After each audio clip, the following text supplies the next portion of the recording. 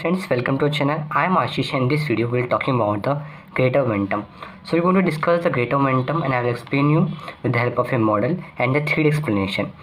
So better I suggest you to watch the video on the lesser momentum which is already uploaded. Kindly check it out in the video section of our channel to have a clear view of the topic of greater momentum. In that previous video of lesser momentum, I have told the basics of peritoneum and how in general what the momentum really means to us. Okay, so let's start with this video.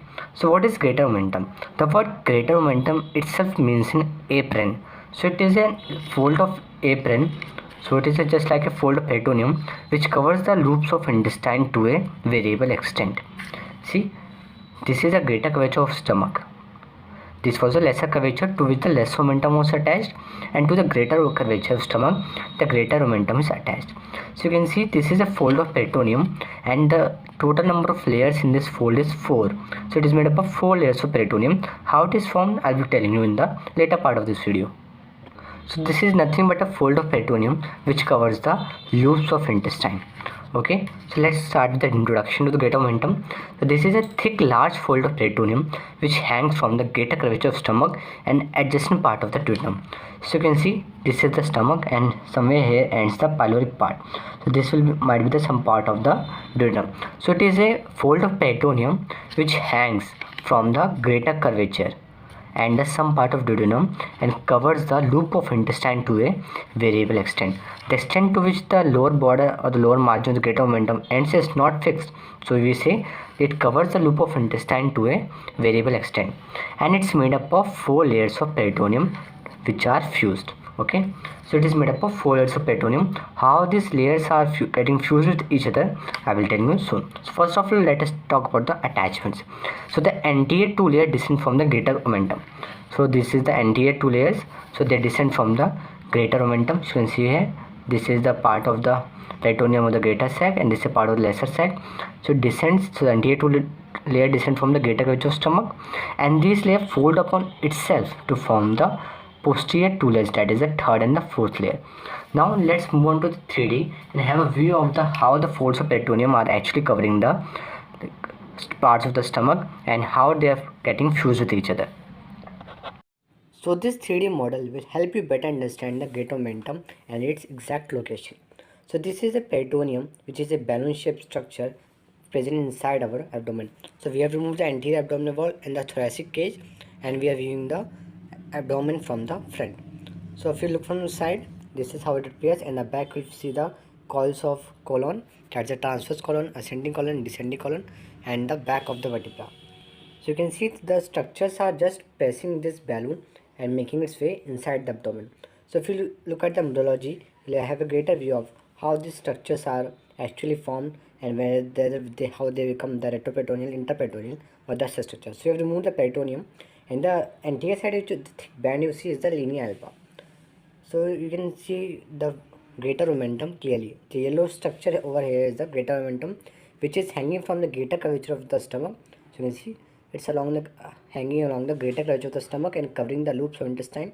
So it is covering the transverse colon, some part of the ascending descending colon, and the coils of small intestine. So this is the view from the front and this is the view from the side. So this side will make up, what you're going to do is to make a sagittal section, especially we talk about the mid sagittal section, and have a view from the side, and we'll see the help of the diagram in the theory part. I hope you had a good view of the greater momentum in the 3D.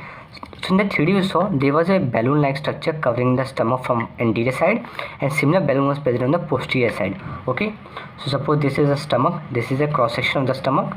Over here suppose we made a cross section like this. So this is the view, this is sagittal section. Okay, so you are viewing from the side.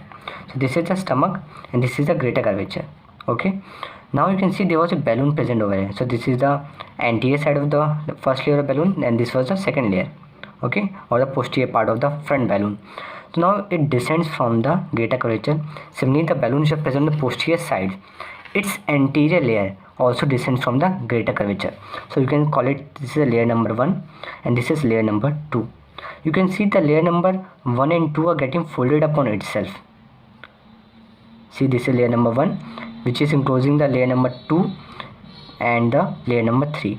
So the layer number 2, when it's folded upon itself, it forms a layer number 3, and 1, when it folds and covers the layer number 2 and 3, it forms a layer number 4. So as I told you in the starting, it is made up of 4 layers which are fused. So what happens, this space get obliterated and the part of the greater momentum is formed like this. So we have a layer descending from the greater curvature, which is layer number 1, which proceeds back and forms a layer number 4. Similarly, layer number 2, when it folds upon itself, it forms a layer number 3. Now there is not much content remaining in the greater momentum. Now you have to remember just 2 more topics. That's the what is the content, and second, what is the function of the greater momentum. Now there are 3 contents in the greater momentum. First one is the adipose tissue of fat. So you can clearly see in this model, all these are the nothing but the fat globules.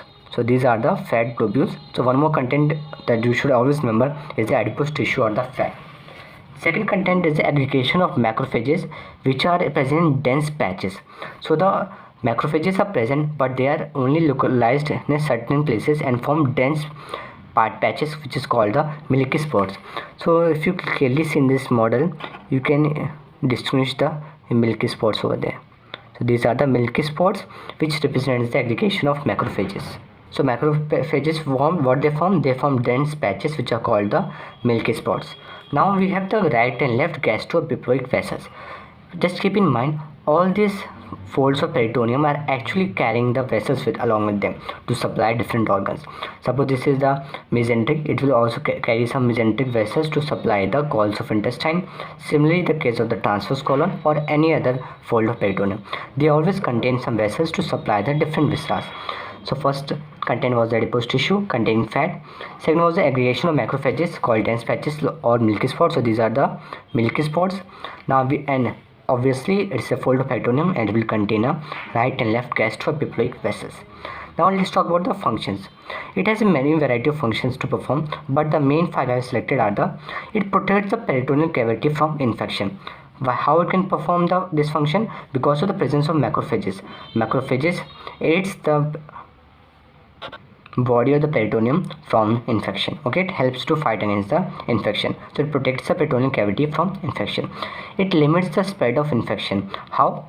So if there is some ulceration or infection in this part of the colon, what will happen? It will get stick to it and seal this place off from the rest of the peritoneum. So it will help to restrict the spread of the infection or the movement of the gut structures or the gut content outside. So it will help in the spread of infection. So that's why it is called the policeman of abdomen.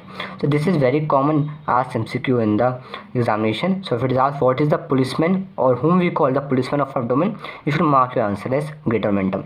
Next, it is the axial storage of fat. It's very obvious. It contains adipose tissue containing fat, and it is also used as a grafting material. The last function it performs the abdominal viscera from below the anterior abdominal wall. Suppose you got the below the anterior abdominal wall, it acts a cushion and protect the underlying coils of intestine and viscera. So it is a very important role to perform in the abdomen. So this was a very small topic, but meanwhile it's also very important from examination point of view. So if you like the video, please hit the like button and do subscribe and share channel. Thanks for watching.